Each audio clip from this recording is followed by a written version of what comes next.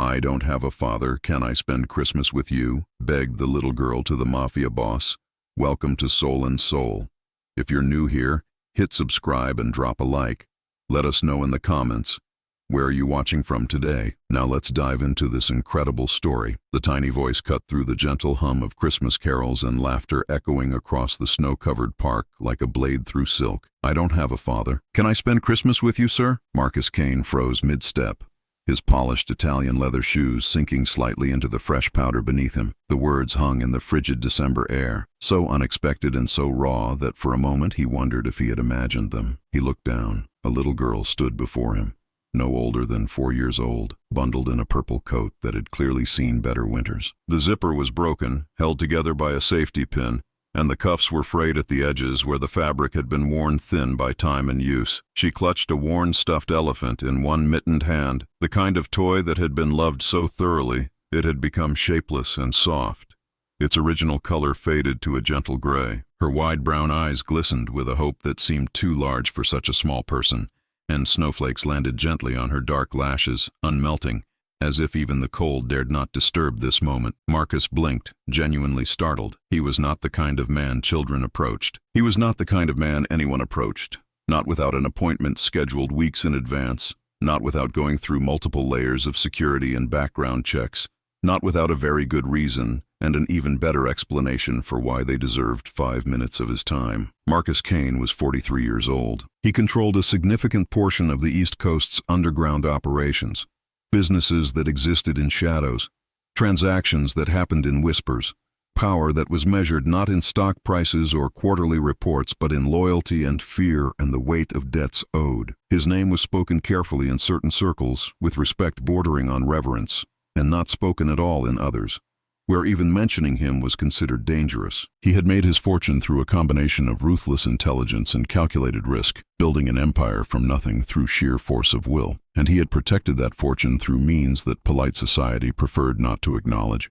methods that existed in the gray spaces between law and necessity. He was not a man who belonged in a Christmas park surrounded by laughing families and children building snowmen and couples holding hands beneath strings of twinkling lights. And yet here he was, his therapist, the one he'd been seeing in secret for the past 2 years, the one person who knew the weight he carried, had suggested he try something different this Christmas. "Go somewhere public," she had said, "somewhere normal. See what it feels like to exist in the world like everyone else, even if just for an hour." So he had come to this park in the early evening, hands shoved in the pockets of his cashmere coat, watching families and feeling the familiar ache of something he couldn't quite name. And now this child stood before him, looking up with those enormous brown eyes, asking the one question no one had ever thought to ask him. Marcus's brows furrowed. He scanned the area instinctively, years of survival instinct kicking in before conscious thought could catch up. His eyes swept the crowd methodically, the families gathered around the massive Christmas tree with its thousands of twinkling lights,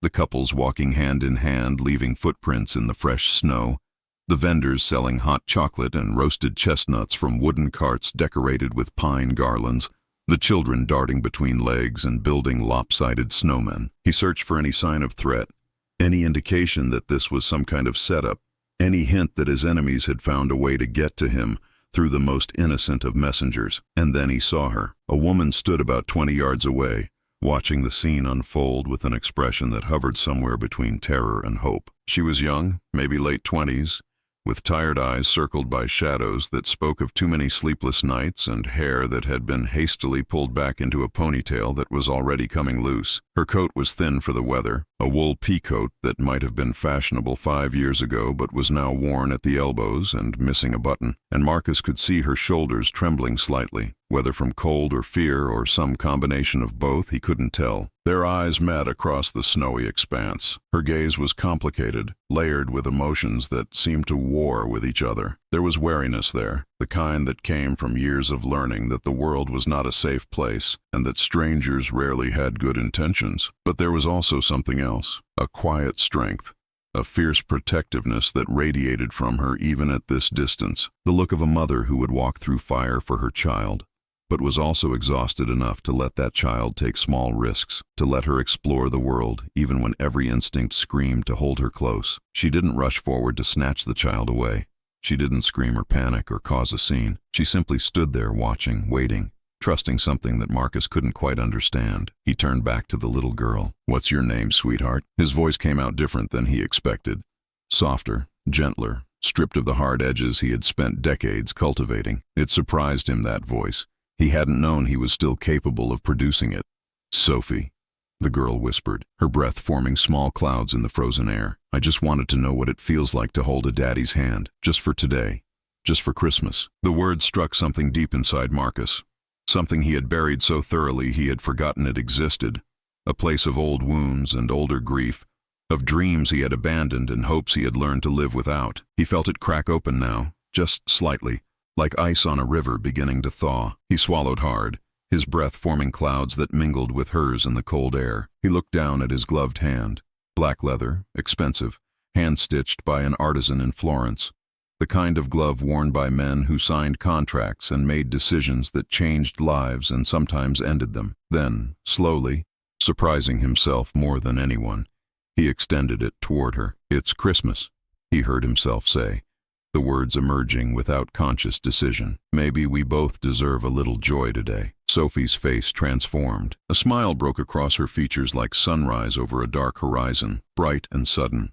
and impossibly pure. It was the kind of smile that made you believe in things you had stopped believing in long ago: goodness and innocence, and the possibility that the world wasn't as cruel as experience had taught you. Her tiny hand slipped into his as if it had always belonged there, as if the universe itself had arranged this moment across centuries of coincidence and fate. Her fingers were small and cold even through her worn mittens, and she gripped him with the trusting strength of childhood. The woman approached slowly, her steps careful in the snow, her eyes never leaving Marcus's face. Up close he could see the lines of exhaustion around her eyes, the way her hands trembled slightly as she brushed a strand of escaped hair from her face. But her posture wasn't desperate or defeated. It was protective, dignified, the stance of someone who had learned to carry heavy burdens without complaint and without asking for help. "She's not usually this bold," the woman said, her voice low and musical despite its weariness. There was a slight accent there, something Eastern European maybe, softened by years of living in America. "But I think today she just needed to ask." Marcus nodded, uncertain why his throat suddenly felt tight. "She's brave." "So is her mother," the woman replied simply, and there was nothing boastful in the statement, just fact, just truth spoken plainly. There was no bitterness in her tone, no explanation or justification, no apology for her daughter's sudden presence in his world, just quiet gratitude that he had not turned away, had not looked at this small child with expensive clothes and dirty mittens and seen something beneath his notice. The park around them buzzed with holiday life. Children darted past in puffy jackets, their laughter rising like bells into the winter evening. Parents pulled sleds across icy paths while grandparents watched from benches with steaming cups clutched in gloved hands. A brass band played Silent Night near the entrance, the notes floating across the snow with a kind of holy sweetness, and thousands of twinkling lights wrapped around towering pine trees created a canopy of stars that seemed to bring heaven closer to earth. Everywhere the world seemed wrapped in warmth and celebration, everywhere except for Marcus.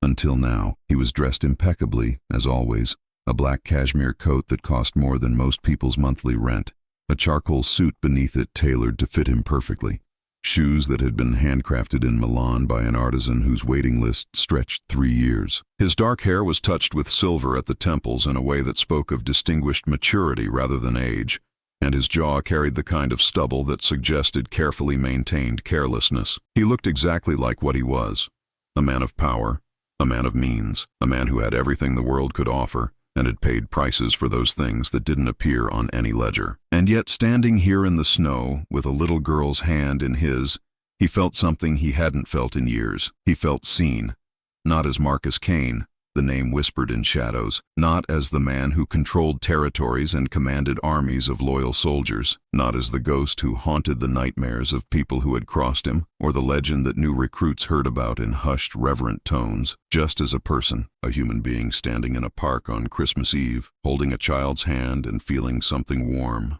stir in the frozen chambers of his heart. "Would you two like to walk with me a bit?" Marcus asked carefully, the words feeling foreign on his tongue. He couldn't remember the last time he had asked anyone to spend time with him. People came when summoned.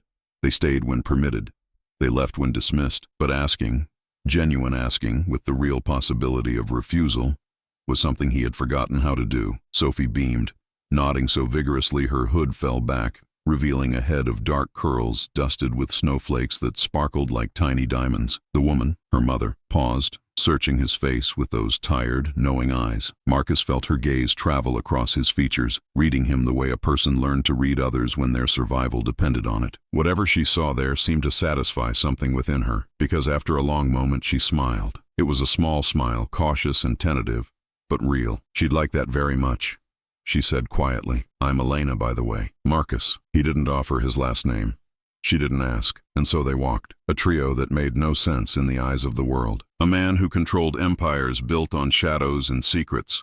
A woman who smelled faintly of diner grease and the antiseptic of hospital waiting rooms, and a little girl with holes in her mittens and more heart than the sky had stars. But to them, in that moment, it felt like something that might just heal them all. The snow crunched softly beneath their feet as they made their way through the winding paths of the park, past ice-covered benches and snow-laden evergreen branches that drooped under their white burden. Sophie walked between them, one hand in her mother's grasp and one in Marcus's, swinging their joined arms with uncontainable glee that seemed to generate its own warmth in the cold evening air. Her purple coat was a bright spot of color against the white landscape, and her laughter rose into the cold air like music, the kind of music Marcus hadn't heard in longer than he could remember, pure, unself-conscious, joyful in a way that adults seemed to forget how to be. Elena walked quietly on the other side, her presence steady and calm despite the strangeness of the situation. She didn't try to fill the silence with small talk or nervous chatter, didn't pepper him with questions about who he was, or what he did,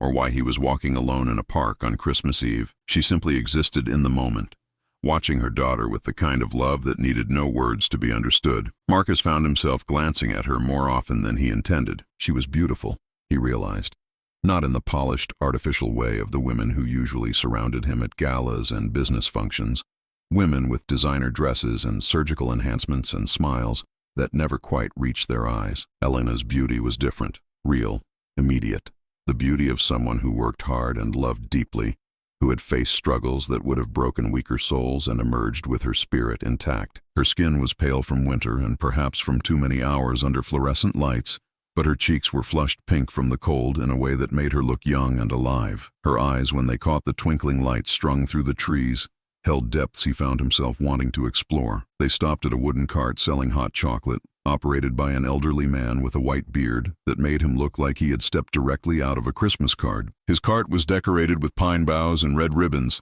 and the smell of rich cocoa and peppermint filled the air around it. Marcus bent down to Sophie's level, his expensive coat brushing against the snow without concern. "What would you like, sweetheart?" "Hot chocolate," Sophie said, her voice shy but hopeful. "With extra marshmallows, please, if that's okay." "Extra marshmallows it is." Marcus handed over a bill that was probably far too large for 3 cups of cocoa, waving away the change with a gesture that said he didn't want to discuss it. The vendor's eyes widened slightly, but he was wise enough to simply nod and prepare the drinks with extra care. They found a bench near the massive Christmas tree that dominated the center of the park. It towered above them, at least 50 feet tall, wrapped in thousands of golden lights that twinkled like earthbound stars. Glass ornaments the size of melons caught the light and reflected it in rainbow patterns across the snow. Beneath it, families posed for photos and children pointed excitedly at the decorations, their voices raised in wonder. Sophie sat between Marcus and Elena, her small hands wrapped around her cup, her eyes fixed on the tree with the kind of pure wonder that only children seemed capable of. "So,"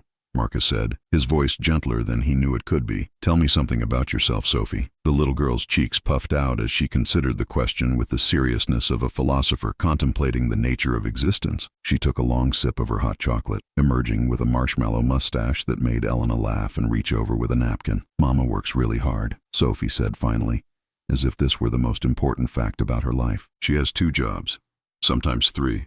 She goes away when it's still dark and comes home when I'm almost asleep, but she always kisses me goodnight, even if I'm pretending to be asleep. I can tell because she smells like coffee and flowers." Elena's eyes glistened, but she said nothing, just squeezed her daughter's shoulder gently. "And she tells me stories every night," Sophie continued, warming to her subject. "But she doesn't know how to do the dragon voices. Dragons are supposed to be scary and growly, but she makes them sound like cats, like meowing cats. It's very silly." Elena laughed softly, a sound that seemed to surprise even herself. "I do my best. And what about you?"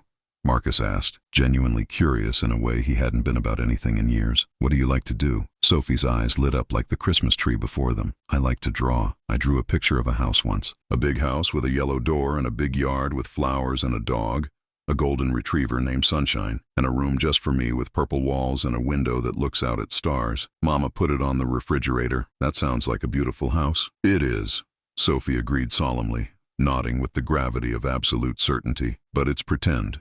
We live in an apartment. It's small and sometimes the heat doesn't work right and the man upstairs plays loud music at night. But Mama says home is where love is, so it's the best home in the whole world. Marcus felt something catch in his chest, a tight sensation that wasn't quite pain but wasn't comfortable either. He looked at Elena, who was watching her daughter with an expression of fierce tenderness that seemed to contain multitudes. She's right, he said quietly. Home is where love is. Sophie nodded, satisfied that this stranger understood important truths. Then she tilted her head, studying Marcus with those impossibly large brown eyes that seemed to see far more than they should. Do you have a home? She asked. The question was so direct, so innocent, that Marcus found himself answering honestly before he could think better of it, or construct one of the careful half-truths that usually served as his conversations. I have a house, he said slowly, the words feeling strange in his mouth. A big one, with many rooms. More rooms than any person needs, really. Expensive furniture and art on the walls and views of the whole city. He paused, something shifting in his expression. But I'm not sure it's ever felt like a home. Sophie considered this carefully, her brow furrowed in concentration. Then she reached out and patted his hand with her mittened fingers, a gesture of comfort that seemed far too wise for her 4 years. Maybe it just needs someone to love in it, she said simply. Marcus stared at her, momentarily speechless. From the mouths of babes, he thought. From the mouths of babes. They walked past market stalls filled with gingerbread cookies and handmade ornaments, past carolers in Victorian costumes, singing songs that had been sung for centuries, past children building lopsided snowmen, and couples stealing kisses under sprigs of mistletoe. The park seemed to stretch endlessly, a winter wonderland carved out of the heart of the city, and Marcus found himself in no hurry to see it end. At one stall, he bought Sophie a small snow globe from a vendor who specialized in handcrafted toys. Inside the glass dome was a tiny winter village, miniature houses with peaked roofs, a church with a steeple, a frozen pond where tiny figures skated in eternal circles. When you shook it, glitter swirled through the water like a blizzard, settling slowly to reveal the scene again. Sophie held it to her chest, like it was made of gold, her eyes wide with wonder that seemed to come from somewhere deep in her soul. Look, Mama, she breathed, her voice hushed with reverence. It's snowing inside. There's a whole tiny world in here. Elena smiled, but Marcus caught the glisten of tears in her eyes before she blinked them away. He understood somehow, without needing to be told, that Sophie probably didn't receive many gifts, that this small, inexpensive trinket was a treasure beyond measure to a little girl who had learned not to expect much from the world, who had learned that wanting things only led to disappointment. That understanding made him want to buy her everything in the entire park, made him want to fill her arms with toys and her closet with warm coats, and her life with everything she had ever dreamed of. But he sensed that Elena would refuse,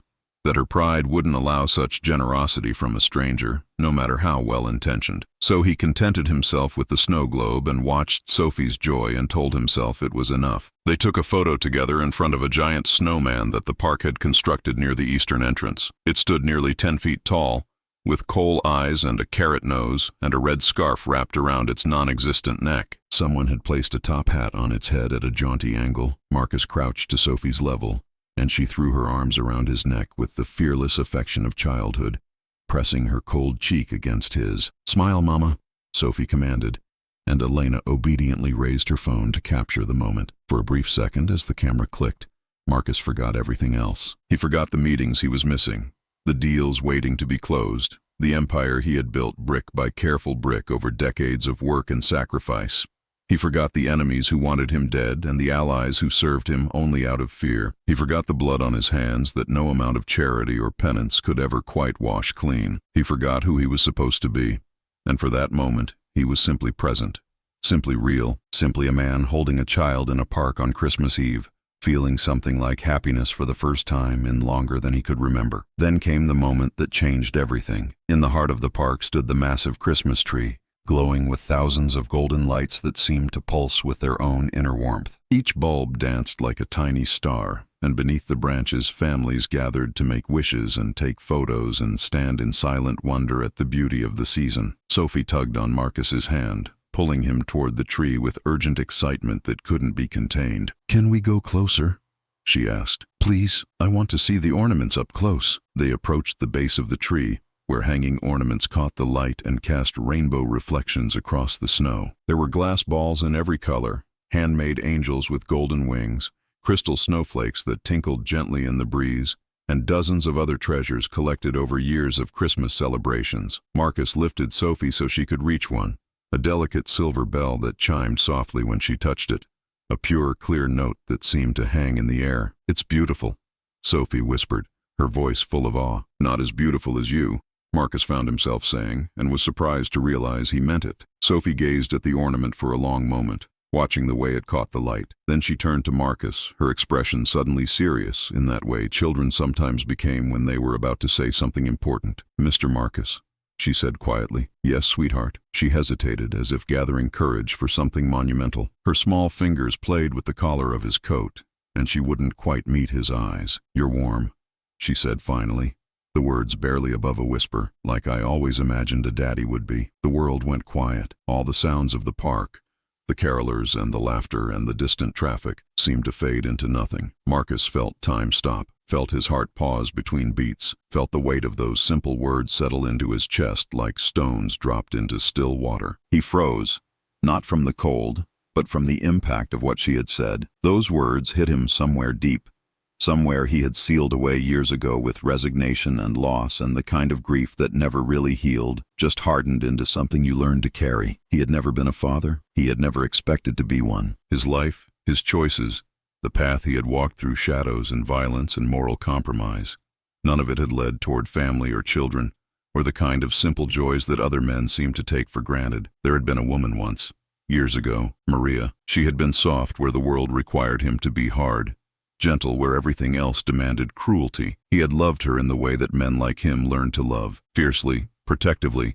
with a desperation that frightened him, and she had wanted children, had spoken of a future filled with small voices and sticky fingers and bedtime stories. But Maria was gone now. Cancer had taken her slowly over 2 years, and Marcus had sat beside her bed at the end, holding her hand as the monitors beeped their steady countdown. Her last words to him had been about the children they would never have, the life they would never build. After she died, Marcus had closed that door forever, had told himself it was too late, that he was too old, too damaged, too steeped in darkness to ever be anyone's father, had convinced himself that the tenderness required for family was something he had lost along with Maria, buried in the same grave. But now, holding this little girl who had appeared like a miracle in a Christmas park, he felt that door crack open.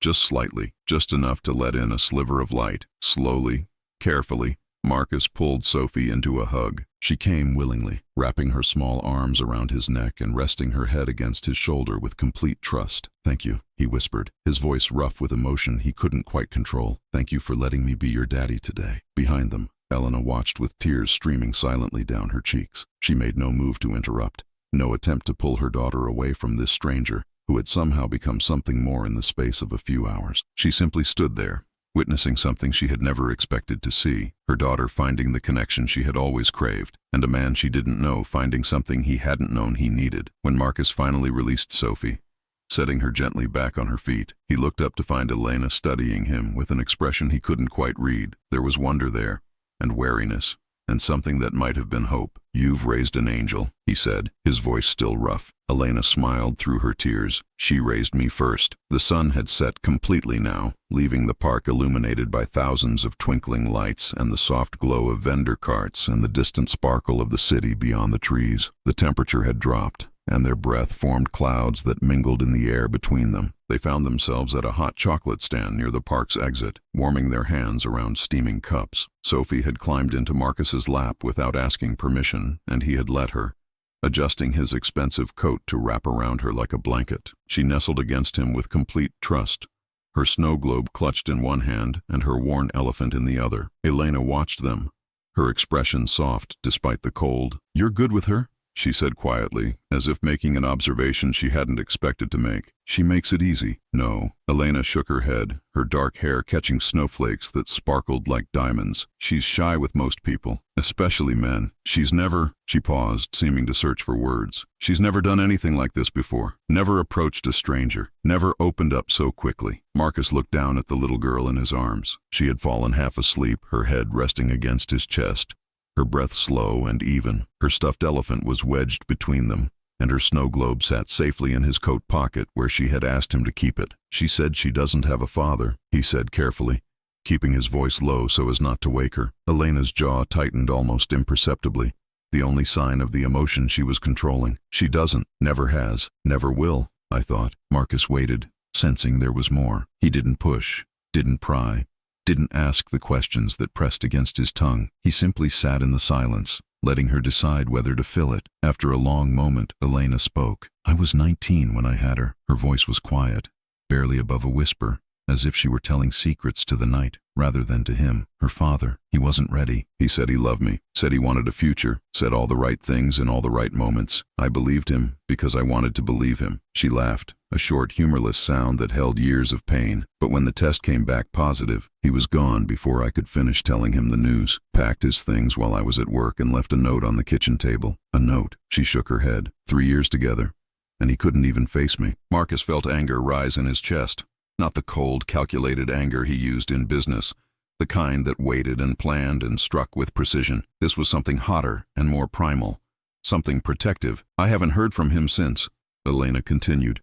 Not once. He doesn't know her name, doesn't know what she looks like, doesn't know that she likes purple more than any other color, or that she's terrified of thunder but pretends to be brave, or that she asks about him sometimes when she sees other kids with their dads at the playground. She paused, her voice dropping even lower. She asked me once why she didn't have a daddy.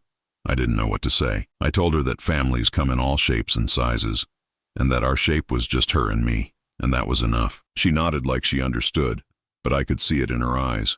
The wanting, the wondering what it would be like. Marcus looked at Elena, at the strength and pain and fierce love written across her features. He's a fool, he said simply. The greatest fool who ever lived. She looked at him, surprised by the conviction in his voice, by the intensity in his dark eyes. He is, she agreed after a moment. But I stopped being angry about it a long time ago. Anger takes energy, and I need all my energy for her. I have Sophie. That's more than enough. She looked at her daughter, sleeping peacefully in a stranger's arms, and her expression softened. She's everything to me.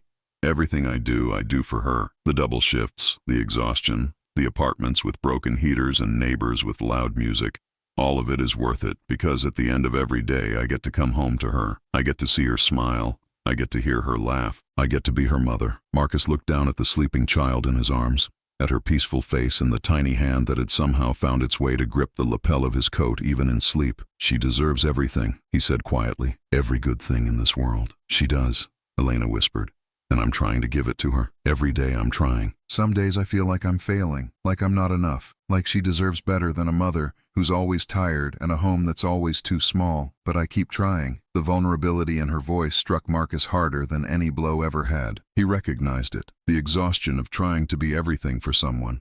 The fear of falling short. The constant weight of responsibility carried alone. The knowledge that no matter how hard you worked, it might never be enough. He had felt that weight himself, in different ways. For different reasons. Can I ask you something? He said. Elena nodded. How did you end up here today? In the park, I mean. Elena smiled faintly, the expression carrying layers of meaning. Sophie saw a flyer at the library a few weeks ago for the Christmas celebration in the park, the tree lighting, the carolers, the market stalls. She begged me every day, every single day. She laughed softly, and I kept saying maybe, because I knew I had to work a double shift at the diner today. She paused, looking around at the twinkling lights, the families, the snow falling gently from the dark sky. But then I got off early. A Christmas miracle, my boss said, though I think she just saw how tired I looked. And I thought, it's Christmas Eve. Sophie has been so good all year, so patient, so understanding when I have to work late or miss her school plays. She deserves one magical night. She met his eyes. I couldn't afford much. I brought $20. Which was supposed to cover hot chocolate and maybe one small souvenir. I figured the free concert and the decorations would be enough, that just being here, seeing all of this, would make her happy. She looked at Sophie, asleep in Marcus's arms with her snow globe, and her hot chocolate mustache and her worn elephant. I didn't expect this. I didn't expect her to find you. To connect with you. To look at you like... She trailed off. Like what? Marcus asked softly. Elena's eyes glistened. Like you were exactly what she had been looking for. The words hung in the cold air between them, heavy with meaning neither of them was quite ready to acknowledge. I'm glad she found me, Marcus said finally, his voice barely above a whisper. I didn't know I was looking for anything, but I think I was. Elena held his gaze for a long moment. Something passed between them. Something unspoken but undeniable. A connection that made no logical sense. That defied every rule he had ever learned about keeping people at a distance. So am I, she whispered. I'm glad too. Quick reminder. If you're enjoying this story, hit that like button and make sure you're subscribed to Soul and Soul. We're just getting started. And trust me, you don't want to miss what comes next. The bus stop stood at the edge of the park, a simple wooden shelter illuminated by a single streetlight that cast a pale yellow glow across the snow. The park was quieter now, families heading home to warm dinners and wrapped presents. But the lights still twinkled in the trees like stars that had fallen to earth and decided to stay. Sophie was awake again, roused by the cold air and the prospect of leaving. She held Marcus's hand with one small fist and clutched her snow globe with the other, pressing it against her chest like a talisman. She looked up at him with those enormous brown eyes, and Marcus felt something crack open inside his chest, something that had been sealed so long he had forgotten it existed. I had the best day ever, she said solemnly, with the gravity of absolute truth. You're the nicest daddy I ever had, even if it was just for now, even if it was just pretend. Marcus crouched down to her level, his expensive coat dragging in the snow without a second thought. He reached out and tucked a loose curl behind her ear, marveling at the softness of her hair, the trust in her eyes, the gift of this moment. Thank you for letting me be, he said quietly, his voice rougher than usual. You made today special for me too, more special than you could possibly know. Sophie beamed. Then, impulsively, she threw her arms around his neck and hugged him with all the strength her small body possessed. Maybe Santa will bring you a family for Christmas, she whispered in his ear, her breath warm against his cold skin. That's what I asked for too, a family, with a mama and a daddy who stay forever. Marcus's throat tightened. He hugged her back, breathing in the scent of snow and childhood and innocence, things he had thought lost to him forever, things he had convinced himself he didn't need. Maybe he will, he whispered back. Maybe he already started. When they separated, Elena was watching with an expression that seemed to contain entire universes of emotion. She stepped forward to take Sophie's hand, preparing to board the bus that was just now appearing at the end of the street, its headlights cutting through the falling snow. Marcus hesitated. He had spent his entire adult life knowing exactly what to do, making decisions with confidence and precision, moving through the world with certainty. But now, standing in the snow with this woman and child, he felt uncertain in a way that was completely foreign to him. What was the protocol for this? What did you say to people who had become important to you in the space of a few hours? How did you ask for more time with someone whose last name you didn't even know? Would it be okay? He said slowly,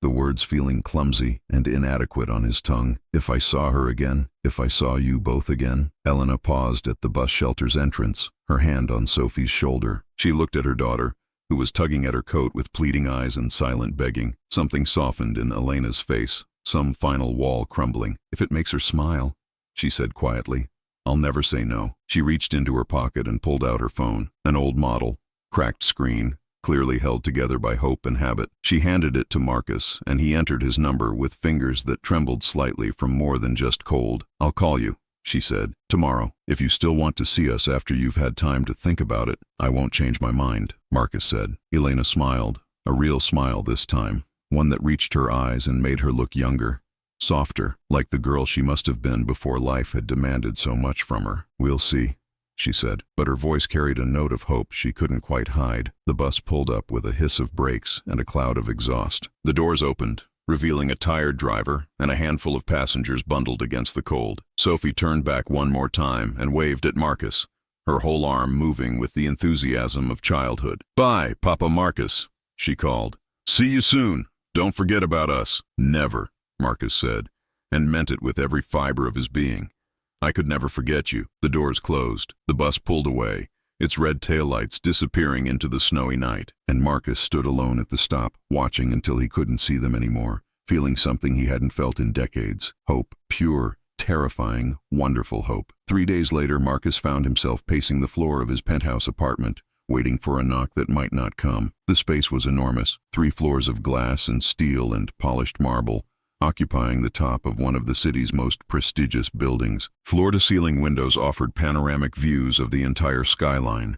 The building spread out below like toys in a child's playset. Modern art hung on walls that had been designed by architects who charged more per hour than most people earned in a month. And furniture that cost more than cars sat in careful arrangements that had been planned by interior designers with impressive degrees and even more impressive invoices. It was sleek, sophisticated, beautiful in a cold and precise way, and utterly, completely empty. Not empty of furniture or decorations, but empty of life, empty of warmth, empty of the sounds and smells and small messes that turned a house into a home. Marcus had lived here for nearly a decade, and he had never once felt like he belonged. It was a place to sleep, to work, to exist between the moments that made up his real life, meetings and negotiations and the careful management of an empire that demanded constant attention. He had never noticed how sterile it felt until now, until he started imagining what it might look like with crayons scattered on the coffee table, with small shoes by the door, with the sound of a child's laughter echoing off the walls. The knock came at exactly 2, the time they had agreed on when Elena had called the day after Christmas. Marcus found himself nearly running to the door, then forcing himself to slow down, to walk with the calm composure that was expected of a man in his position. He opened the door. Sophie stood there in a slightly nicer version of her usual clothes, jeans without holes, a sweater that looked new, her curly hair pulled back with a purple ribbon. Her face lit up when she saw him, and she launched herself at his legs before he could even say hello. "Papa Marcus," she shouted, hugging him with all her strength. "I missed you. It was only 3 days, but it felt like forever." Marcus laughed, a sound that surprised him with its warmth. He bent down and scooped her up, settling her on his hip like he had seen fathers do 1,000 times, but had never done himself. "I missed you too, sweetheart. More than you know." Elena stood in the hallway, watching the reunion with an expression that mixed joy and wariness. She looked better than she had at the park. She had clearly gotten some rest, and she was wearing clothes that actually fit, a simple blue dress that brought out her eyes and a cardigan that looked soft and warm. "Come in," Marcus said, stepping back to let her through. "Please. You're not guests. You're family." The word hung in the air, weighted with meaning. Elena's eyes widened slightly, but she didn't argue. She stepped inside, her gaze traveling across the apartment with undisguised awe. "This is—" she trailed off, apparently unable to find words. "Too much." Marcus finished for her. "I know. I've always known. But I've never had a reason to change it." Sophie squirmed in his arms, her eyes enormous as she took in the space. "It's like a castle," she breathed. "A castle in the sky. Can I explore? Please, please, please?" Marcus looked at Elena, who nodded with a small smile. "Of course," he said. "Explore all you want. This is your home now, too." Sophie ran off with a squeal of delight, her small feet pattering across the marble floors. Marcus and Elena watched her go, a comfortable silence settling between them. "Thank you for coming," Marcus said finally. "Thank you for inviting us." Elena moved to stand beside him at the window, looking out at the city spread below. "She hasn't stopped talking about you since Christmas Eve. Papa Marcus this, Papa Marcus that. I think she's convinced you're some kind of magical Christmas spirit." "Maybe I am," Marcus said. "Maybe that's exactly what I am." Elena looked at him, her expression unreadable. "Who are you, really? I've been trying to figure it out. You're obviously wealthy, but you don't act like most wealthy people I've seen. You're powerful.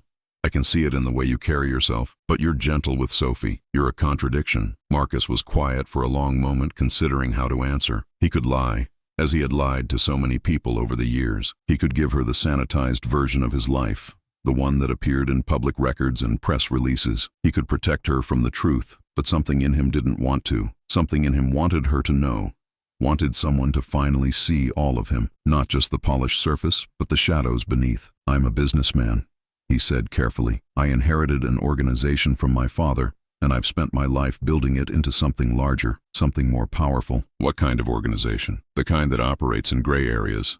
The kind that requires loyalty above all else. The kind that most people don't want to know about." Elena's expression didn't change. She simply looked at him, waiting. "I've done things I'm not proud of," Marcus continued. "Made decisions that cost people their livelihoods, sometimes worse. I've told myself it was necessary, that the world is harsh, and you have to be harsh to survive in it. But late at night, When I'm alone in this empty apartment, I wonder if any of it was worth it. He turned to face her fully. I'm telling you this because you deserve to know. Because if you're going to be in my life, if Sophie is going to be in my life, you should know who I am. All of it. Not just the man who bought your daughter a snow globe, but the man who has blood on his hands. Elena was quiet for a long moment. When she finally spoke, her voice was steady. Do you hurt children? No, never. That's a line I've never crossed. Do you hurt innocent people? Marcus hesitated. I try not to. I'm not always successful. Are you trying to be better? The question caught him off guard. He thought about it.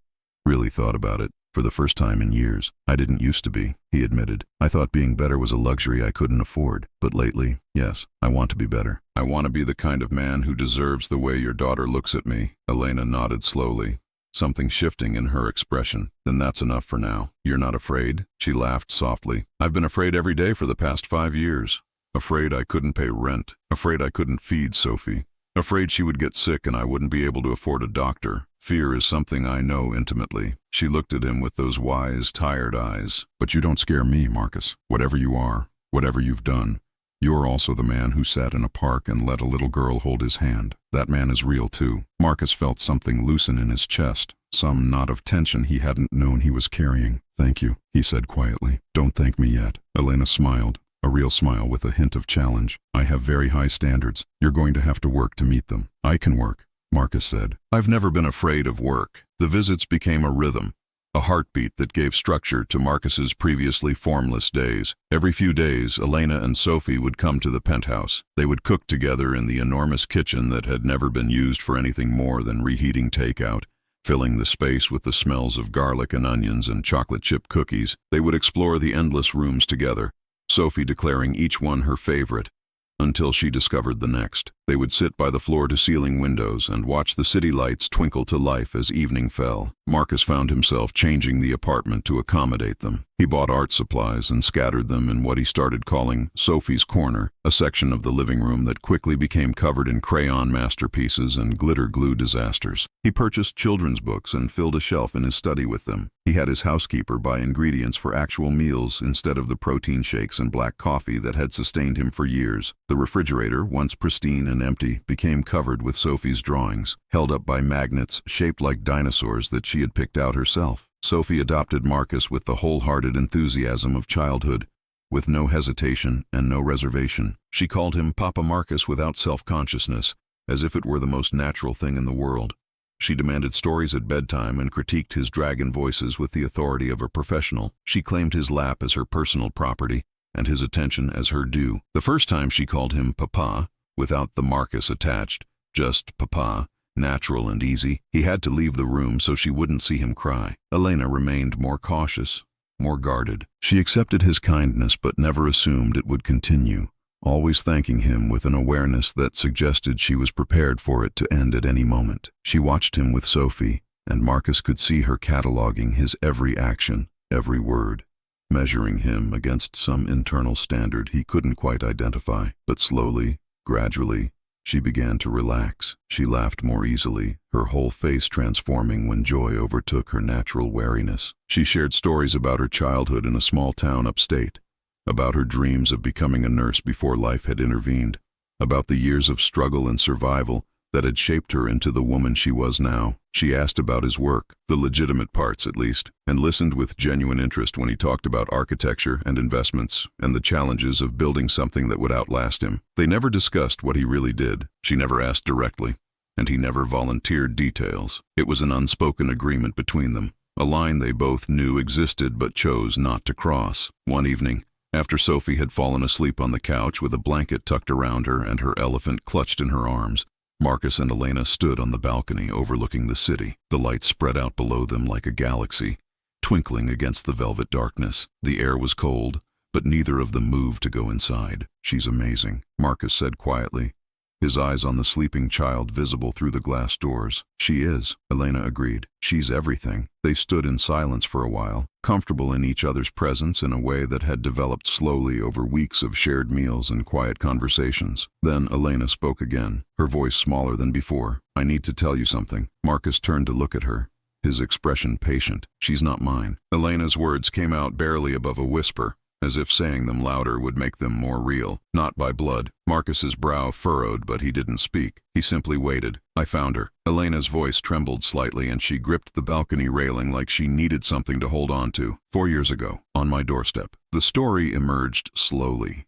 each word seeming to cost her something precious. It had been the coldest night of the year. Elena was 24 then, working double shifts at a diner downtown, and living in a tiny apartment above a laundromat. The rent was cheap because the machines ran until midnight and started again at 6 a.m., filling the space with constant vibration and the smell of detergent. She had come home exhausted that night, barely able to keep her eyes open, dreaming of nothing but her thin mattress and a few hours of unconsciousness. But when she climbed the stairs to her door, she noticed something that didn't belong. A basket, sitting on her doormat like it had been placed there by a ghost. She froze, every instinct screaming that this was wrong, that baskets didn't appear on doorsteps by themselves, that she should call someone or run away or do anything except approach it. But then she heard a sound, a small sound, a soft sound, the kind of sound that rewrites everything you thought you knew about yourself. A baby's cry. Elena moved forward like she was in a dream, kneeling in the cold hallway, her hands shaking as she pulled back the thin blanket covering the basket. A baby looked up at her, tiny,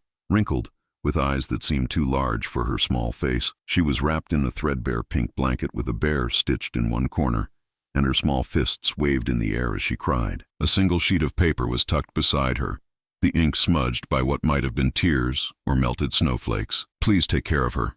I can't. I'm sorry. No name, no explanation, no way to find whoever had left her there. Elena sat in that cold hallway for what felt like hours, holding the baby against her chest, feeling the small heartbeat against her own. The child had stopped crying almost immediately upon being held, as if human contact was all she had ever wanted. She should have called child services. She knew that. It was the responsible thing to do, the legal thing to do, the thing that any sensible person would have done. The baby would go into the system, would probably be adopted by a nice family with resources and stability and all the things Elena couldn't provide. But something about those eyes, wide open, trusting, staring up at her with complete faith, made it impossible to hand her over. She took the baby inside. That night and many nights after were a blur of crying and pacing and desperate late-night internet searches. How to make formula, how to change diapers, how to tell if a baby is sick. Why won't she stop crying? Please, please, please stop crying. Elena had no money, no support, no idea what she was doing. She sold what little she had, a television she barely watched, jewelry that had belonged to her mother, books she had kept since college. She took extra shifts at the diner, working until her feet ached and her back screamed and her eyes could barely stay open. She should have given up.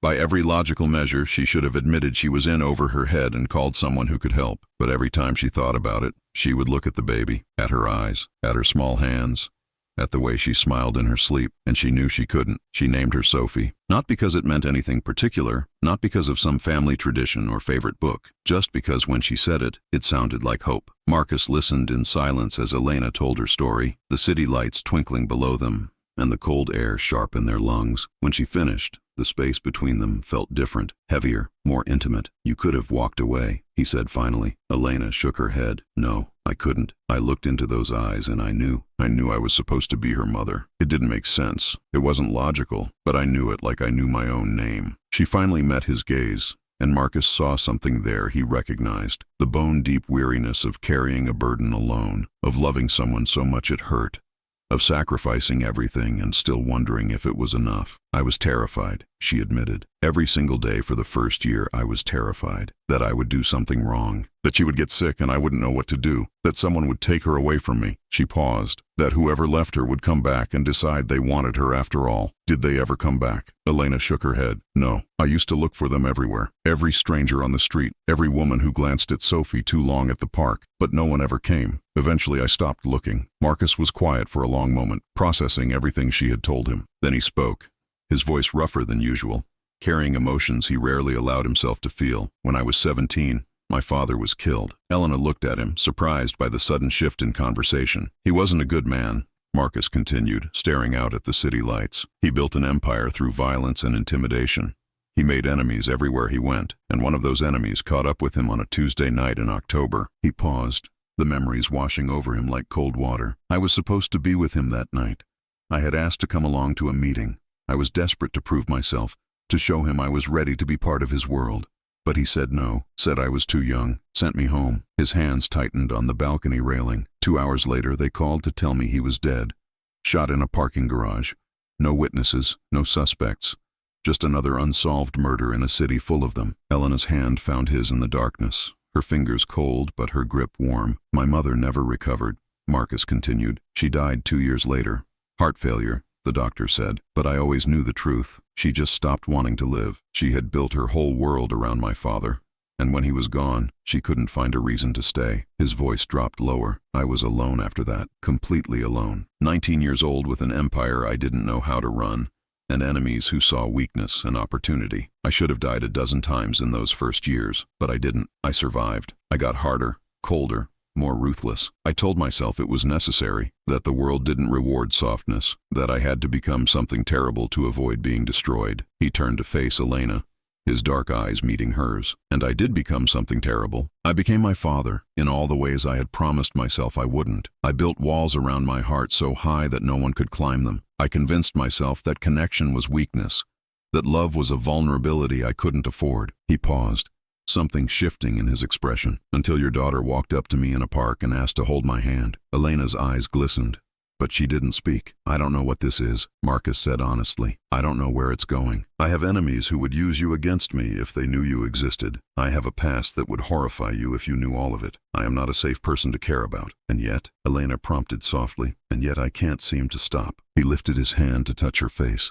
his thumb brushing away a tear that had escaped down her cheek. When I'm with you and Sophie, I feel something I haven't felt in 25 years. I feel alive. I feel like the person I could have been if life had gone differently. I feel like there might be another way to exist in this world. What way is that? Elena whispered. Together, Marcus said simply. I want to exist together. With you, with Sophie. I want to build something that isn't based on fear or power. I want to come home to laughter instead of silence. I want to be the man your daughter thinks I am. Elena stared at him for a long moment, her expression unreadable. Then she rose up on her toes and kissed him. It wasn't a polished kiss, not a careful or calculated one. It was messy and desperate and full of every emotion they had both been holding back for weeks. When they finally separated, breathless, Elena was laughing through her tears. I love you, she whispered. I've been trying so hard not to. I told myself it was too fast, too dangerous, too good to be true. But I do. I love you. Then stop fighting it,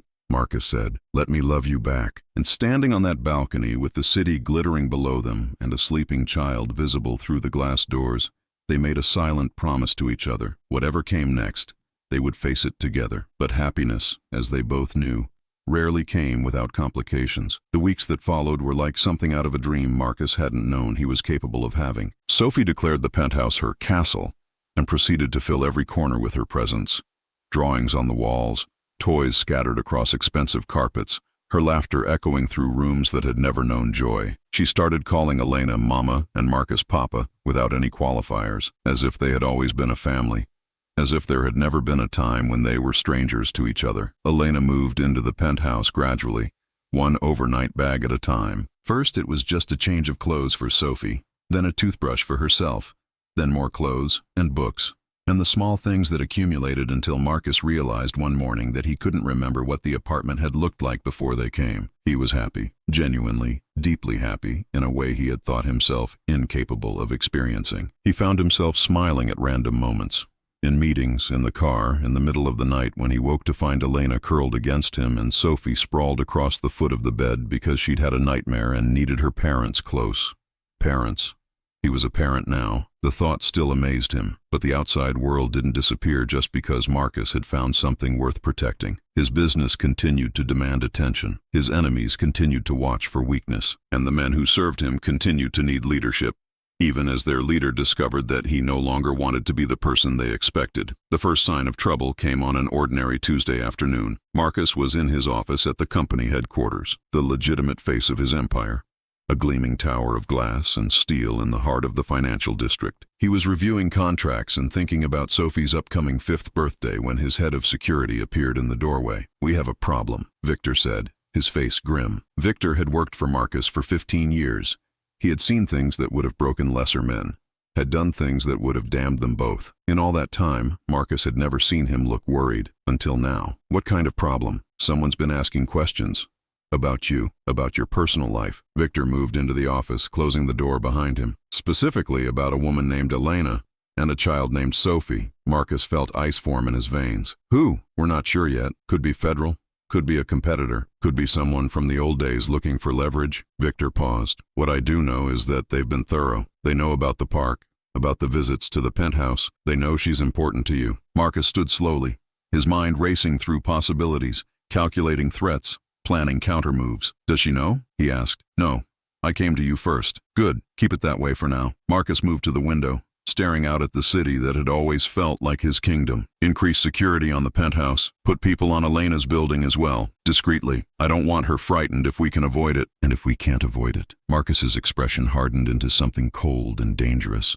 The face of the man he had been before Sophie walked into his life. Then I'll handle it personally. For 2 weeks, nothing happened. Marcus told himself he was being paranoid, that whoever had been asking questions had moved on to other targets. He continued his life with Elena and Sophie, careful to hide his worry behind smiles and normalcy. But he couldn't shake the feeling that something was coming. It arrived on a snowy February evening, in the form of 3 black SUVs that surrounded Elena's old apartment building just as she was arriving to collect some final belongings. Marcus was at the penthouse with Sophie making dinner together, or more accurately letting Sophie help by stirring things and making a spectacular mess.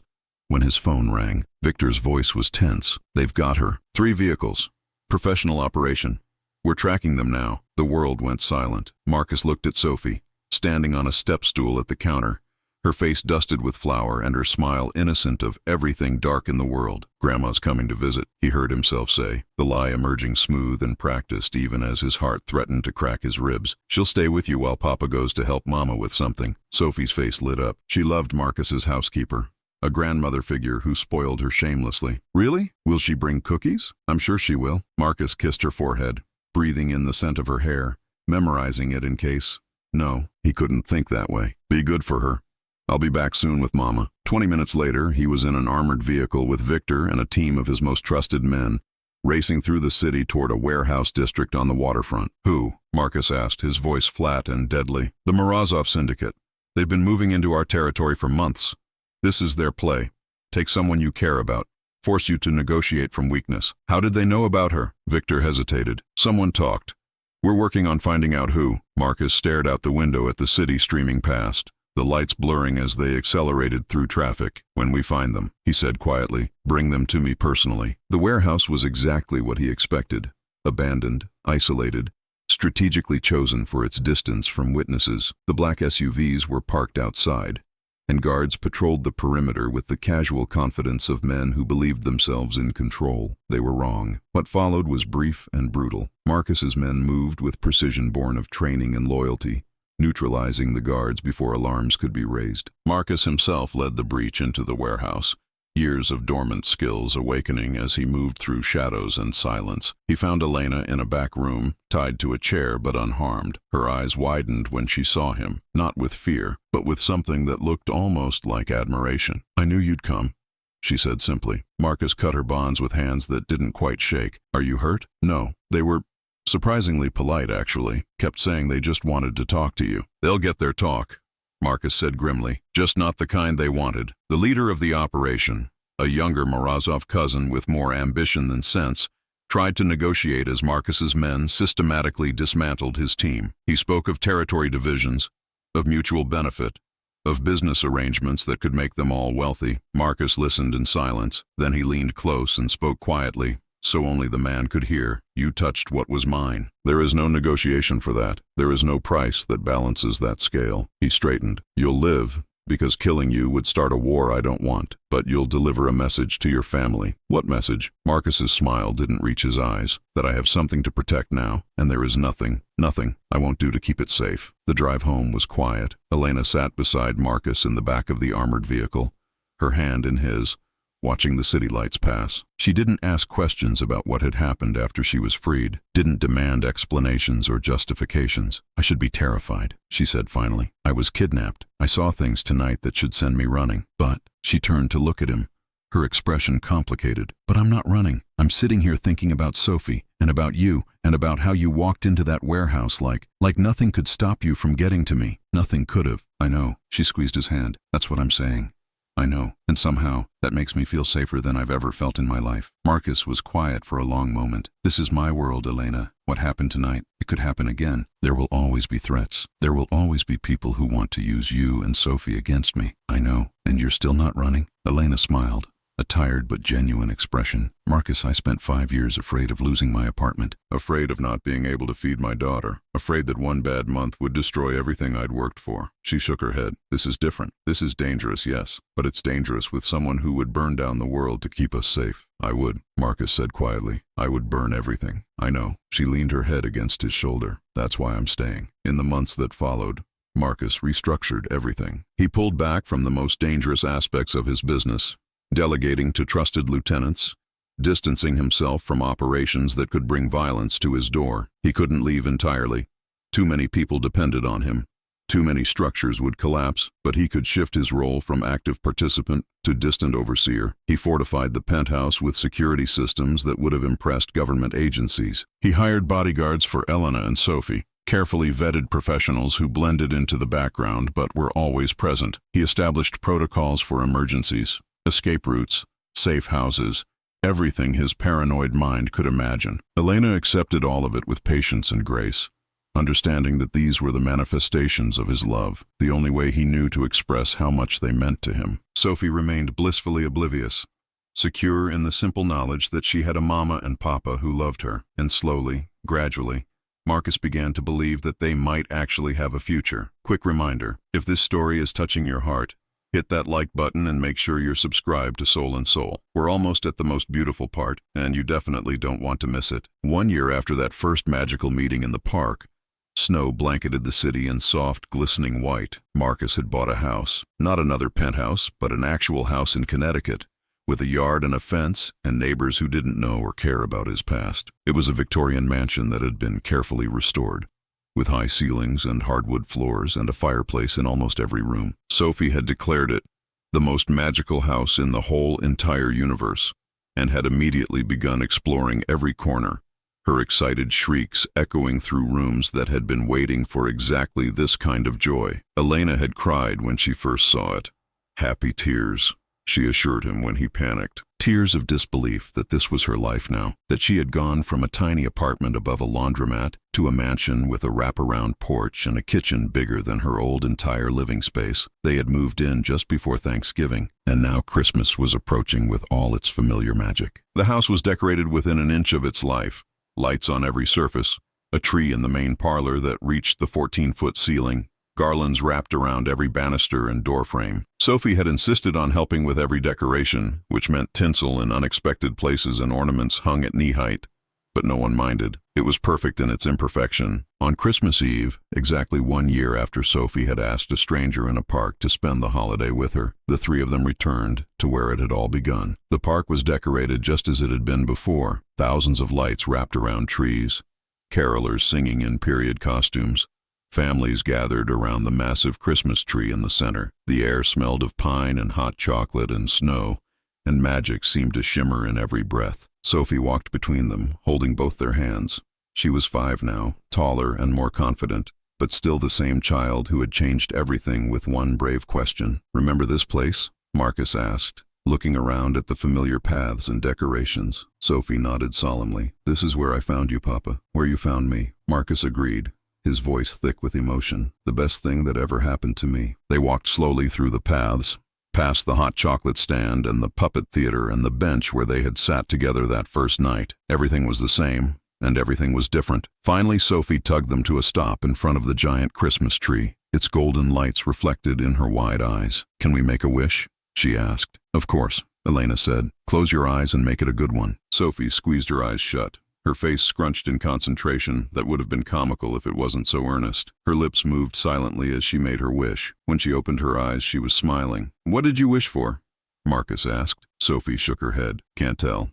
It won't come true if I tell." Then she looked up at both of them with those impossibly large brown eyes, the eyes that had first captured Marcus's heart in this very spot 1 year ago. "But I think it already did," she whispered. Marcus looked at Elena, Elena looked at Marcus. Something passed between them, some silent communication that didn't require words. Marcus reached into his coat pocket. "I have something," he said, his voice slightly unsteady, "that I've been waiting for the right moment to give you." Elena's eyes widened. "Marcus." He pulled out a small box.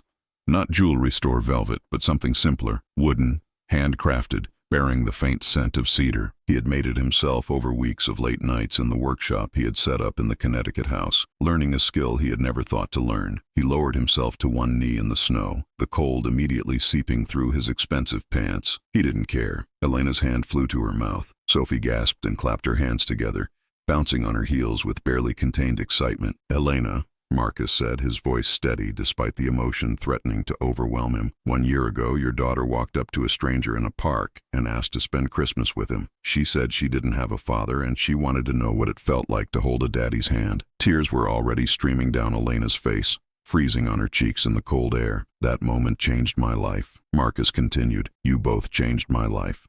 You showed me what family means, what love means, what it feels like to come home to people who matter, to exist in the world as something more than a shadow." He opened the box. Inside, resting on dark velvet, was a ring, elegant but simple, a single diamond that caught the Christmas lights and seemed to glow with inner fire. "I spent my whole life building empires," Marcus said. "I accumulated power and wealth and everything the world said I should want, but none of it made me happy. None of it made me feel like I was real." He looked up at her, his heart in his eyes. "You make me real. You and Sophie make me want to be the man I see reflected in your eyes." He took a breath. "Elena, will you marry me? Will you let me spend the rest of my life trying to deserve you?" Elena dropped to her knees in the snow, ruining her coat, ruining her dress, not caring about any of it. She threw her arms around his neck and sobbed against his shoulder. "Yes," she managed. "Yes, yes, 1,000 times, yes." Sophie launched herself at both of them, wrapping her small arms around their necks and squeezing with all her might. "We're a real family now," she shouted, loud enough for half the park to hear. "A forever family, just like I wished for." Around them, strangers had stopped to watch. Some were crying, some were applauding. The carolers had shifted to "Joy to the World," their voices rising in celebration.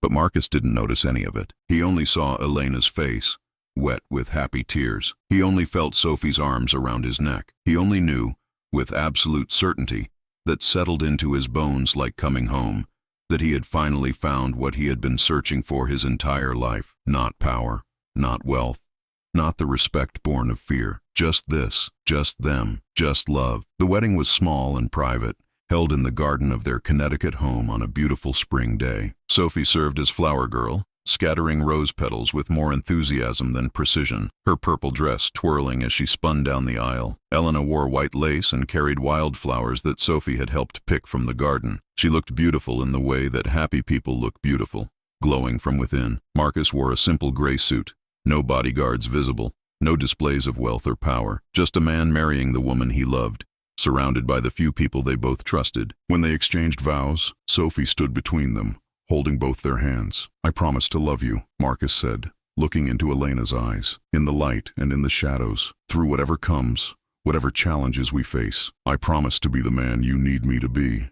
Not because I have to, but because loving you makes me want to be better." Elena smiled through her tears. "I promise to see you, all of you, even the parts you try to hide. I promise to stand beside you, not behind you, to face the darkness with you, because together, we can survive anything." They turned to Sophie. "And we promise you," they said together, words they had practiced until they could speak them in unison, "that you will always have a home, that you will always be loved, that we will always be your family, not because of blood, but because we chose each other." Sophie beamed. "I promise too," she said solemnly. "I promise to be the best daughter ever, and to always share my toys, mostly." Everyone laughed. The officiant pronounced them married.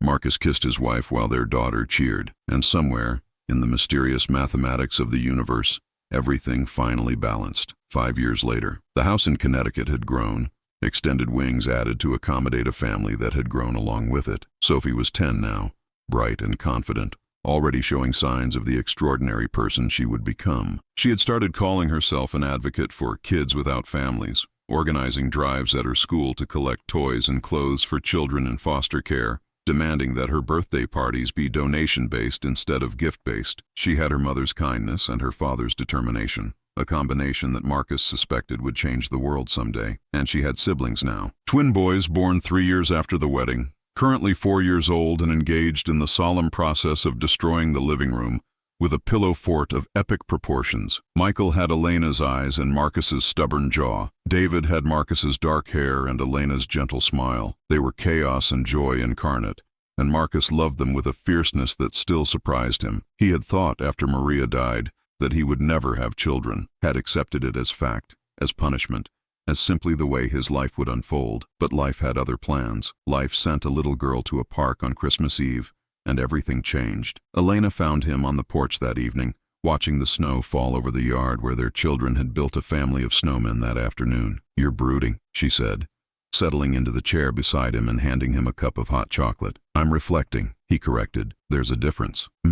She smiled, the expression of a woman who knew him better than he knew himself. "And what are you reflecting on?" Marcus was quiet for a moment, gathering his thoughts. "I was thinking about Christmas Eve. 6 years ago, how close I came to walking past her. But you didn't. But I could have, if I had been in a different mood, if I had been walking faster, if I had looked at my phone at the wrong moment." The margins were so small. Elena reached over and took his hand. "The margins are always small. Every big thing in life comes from small moments. The question is what we do when those moments find us. You stopped and listened to a little girl," she continued. "You could have kept walking. You could have smiled politely and moved on. But you stopped. You stayed. You let her in." She squeezed his hand. "That's not luck, Marcus. That's who you are. Underneath all the armor and all the walls, that's who you've always been." Marcus turned to look at his wife, his partner, his love, the mother of his children. She was more beautiful now than she had been 6 years ago, the lines around her eyes telling stories of laughter and worry, and a life fully lived. "I love you," he said simply. "I know." She smiled. "I love you too, even when you're brooding, reflecting, whatever you say, dear." From inside the house came the sound of chaos. Boys shrieking, Sophie yelling something about fort regulations, things possibly falling and breaking, the sounds of a family, the sounds of a home. Marcus stood, pulling Elena up with him. "We should probably go referee," he said. "Probably," she agreed. But first, she rose up on her toes and kissed him. Soft and sweet and full of promise. "Thank you," she whispered against his lips, "for stopping, for staying, for being exactly who Sophie needed you to be." "Thank you for letting me," Marcus whispered back. "Thank you for taking a chance on a stranger in a park." They went inside together, into the warmth and chaos and beautiful noise of the family they had built. And outside, snow continued to fall, blanketing the world in white, making everything clean and new and full of possibility, just as it had on the night when everything began. Every year, on Christmas Eve, the Kane family returned to the park. It had become their tradition, their pilgrimage, their way of honoring the miracle that had brought them together. The park never changed much. The same massive tree in the center, wrapped in the same golden lights. The same carolers singing the same beloved songs, the same families gathering to celebrate the same season of hope and wonder. But the Kane family changed, grew, evolved. Sophie at 15 was beautiful and fierce and passionate, already planning the nonprofit she would start after college. She walked through the park with her brother's hands in hers, telling them the story they had heard 100 times about the night she was brave enough to ask a stranger for one day of magic. Michael and David, 9 years old now, listened with wide eyes, though they knew every word. To them it was like a fairy tale, like the stories in their favorite books, the story of how their family began. Marcus walked behind them with Elena, their fingers intertwined as they had been for nearly a decade now. He was different from the man who had walked alone in this park 6 years ago, softer in some ways, harder in others. He had left the shadows of his former life almost entirely now, building legitimate businesses, funding charities, becoming the kind of man his children could be proud of. There were still scars. There would always be scars. Some nights he woke in cold sweats, haunted by the things he had done, the choices he had made. Some days the weight of his past threatened to crush him, but then Sophie would laugh, or the twins would tackle him for surprise wrestling, or Elena would look at him with those eyes that had never stopped seeing who he really was. And he would remember. He would remember why he had chosen to change, why he had fought so hard to become someone new, why every struggle had been worth it. Because of them, because of this, because of a little girl who walked up to a stranger and asked to spend Christmas with him. They stopped in front of the massive tree, lights twinkling in the darkness, snow falling gently around them. "Okay," Sophie said, gathering her brothers close. "You know the drill. Close your eyes and make a wish." "What should we wish for?" Michael asked. "Anything you want," Sophie said. "But remember, The best wishes aren't about things. They're about people, about love, about family. The boys closed their eyes, faces scrunched in concentration. Marcus watched them, then looked at Elena, then at Sophie, then at the tree that had witnessed so much of their story. "What are you wishing for?" Elena whispered. Marcus smiled. "Nothing. For once in my life, I have everything I could ever want." Sophie opened her eyes and caught his words. She smiled, the same smile she had given him in this park 6 years ago, bright and sudden and impossibly pure. "Me too, Papa," she said. "Me too." She walked over and hugged him, her head now reaching his shoulder instead of his waist. The twins joined in, wrapping their arms around both parents, creating a group embrace that was messy and awkward and absolutely perfect. And Marcus Kane, who had once been the most dangerous man in the city, who had built empires on shadows and fear, who had thought himself incapable of love, he stood in a Christmas park with his family wrapped around him and felt tears slide down his cheeks. Not tears of sadness, not tears of regret, tears of pure, overwhelming gratitude for a little girl who had been brave enough to ask a question, for a woman who had been strong enough to raise her, for the chance to become someone new, for magic, real magic, the kind that didn't come from wands or spells but from the simple act of opening your heart. "I love you," he said, his voice rough. "All of you. More than words can say." "We know, Papa," Sophie replied, her own voice thick. "We love you too, forever and ever," the twins added in unison, a phrase they had learned from their sister and never tired of repeating. "Forever and ever," Elena confirmed, pressing a kiss to his cheek. And standing there in the snow, surrounded by the people who had saved him, Marcus finally understood. This was what it meant to be home. This was what it meant to belong. This was what it meant to live. The end. Thank you for watching this beautiful story of second chances, found family, and the magic that happens when we're brave enough to ask for what we need. If this touched your heart, if Sophie's courage inspired you, if Marcus's transformation moved you, if the power of love and family reminded you what really matters, please hit that subscribe button and join the Soul and Soul family. Drop a like on this video, because every like helps these stories reach more hearts that need them. And leave a comment telling us what part moved you most. We read every single one. Share this story with someone who needs to believe in miracles. Share it with someone spending the holidays alone. Share it with someone who needs to remember that family isn't about blood. It's about who shows up, who stays, who chooses you. Remember, sometimes the biggest miracles start with the smallest questions. Sometimes one moment of courage changes everything. And sometimes a stranger in a park becomes the family you were always meant to find. Until next time, stay warm, stay hopeful, and keep believing in magic. Because you never know when love might find you. God bless you all. See you in the next story.